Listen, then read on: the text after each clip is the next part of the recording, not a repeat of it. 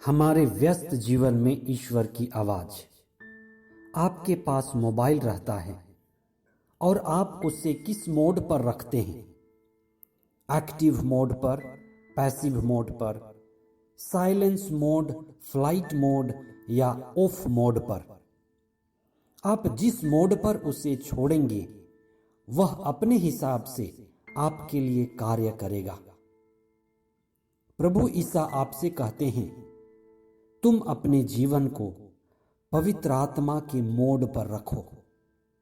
वास्तव में मसीही जीवन का एक मुख्य उद्देश्य है हम अपने जीवन को पवित्र आत्मा के मोड में रखें, पवित्र आत्मा द्वारा संचालित हों और हमारा जीवन सबसे बेहतर ढंग से हमारे लिए कार्य करेगा।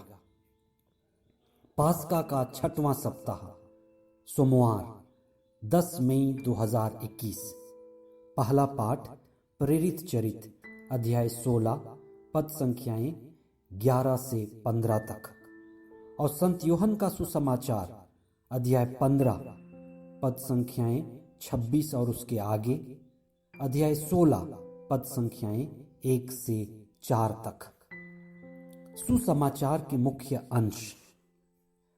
जब वह सहायक पिता के यहां से आने वाला वह सत्य का आत्मा आएगा, जिसे मैं पिता के यहां से तुम लोगों के पास भेजूंगा, तो वह मेरे विषय में साक्ष्य देगा और तुम लोग भी साक्ष्य दोगे, क्योंकि तुम प्रारंभ से मेरे साथ रहे हो।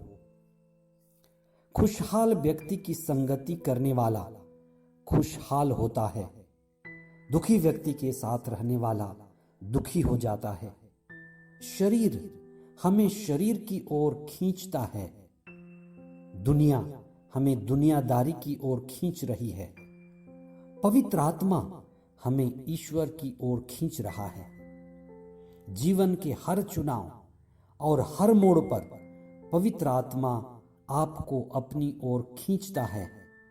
अगर आप प्रार्थना में हैं, होश और चेतना में हैं, तो वह हमें ईश्वर से जोड़ता है और हमारे आध्यात्मिक जीवन का स्तर ऊंचा उठाता है। एक दिव्य अनुभव हमारे जीवन में बदलाव लाता है, वह है पवित्र आत्मा में जीवन। यही वह अनुभव है जो हमें अंधकार से प्रकाश, शिथिलता से उत्साह और व्यर्थ जीवन से सार्थकता के जीवन की ओर ले जाता है। जैसे प्रभु यीशु के शिष्य आध्यात्म में परिपक्व होते गए, पवित्र आत्मा उनको अपने अधीनता में ले लिया। उनकी आत्मा की ताकत और निर्णय लेने की क्षमता बढ़ गई। उनकी आंतरिक दृष्टि में स्पष्टता आई और वे निडर होकर सत्य की सेवा में समर्पित हो गए। ईश्वर और ईश्वर के राज्य तथा सत्य के लिए उठ खड़े हुए। यही साक्ष्य देना है। उन्होंने यही किया, हमें भी यही करना है। बहुतों के पास जीवन है, जीवन जीने के सभी संसाधन हैं, रिश्तेदार हैं, माता पिता, भाई बहन, धन और हर संसाधन, रोजगार और नौकरी भी, फिर भी आंतरिक आनंद नहीं है। जीवन में संतुष्टि व खुशी नहीं है, प्रसन्नता नहीं है। आखिर ऐसा क्यों? बहुत हद तक ईश्वर की उपस्थिति नहीं है, पवित्र आत्मा व्याप्त नहीं है। पिंजरा है पर पिंजरे में आत्मा रूपी पक्षी नहीं है, न ही दिव्य आत्मा रूपी पक्षी का कुछ ख्याल है। प्रभु यीशु ने जो शिष्यों से कहा, हमें भी आज कहते हैं, मैं तुम्हें एक दूसरा सहायक पवित्र आत्मा दूंगा।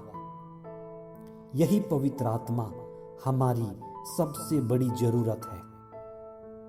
धर्मशास्त्र बाइबल हमें बताती है कि पवित्र आत्मा उस व्यक्ति को दिया जाता है जो सत्य और ईश्वर को पाने का उत्साही और प्यासा है, जिसकी भावनाएं अनुकूल हैं। फिलिपी में दिव्य वचन सुनाए जाते समय लूदिया नामक उत्साही धर्मी महिला के साथ वही हुआ। उसे पवित्र आत्मा और ईश्वर का दिव्य अनुभव मिला और उसके समुदाय और उसके परिवार में भी पवित्र आत्मा की आशीष और कृपा आई। आइए आज हम विशेष प्रार्थना करें। हे दिव्य यीशु, हमें अपनी प्रतिज्ञा के अनुसार पवित्र आत्मा प्रदान कीजिए, जो हमारी सबसे पहली जरूरत है। हमारी भावनाओं और हमारी इच्छाओं को शुद्ध कीजिए। हमें योग्य बनाइए। हमें पवित्र आत्मा और प्रज्ञा के प्रति हमारे अंदर प्यास जगा दीजिए कि हम सत्य को समर्पित हो जाएं, जिम्मेदारी पूर्वक अपना जीवन जिए, इस बीमारी से लड़ सके और सदा तेरे साथ जुड़े रहने की कृपा और भरपूर ऊर्जा आज हमें प्रदान कीजिए। पवित्र आत्मा हम पर छाई रहे। आमीन।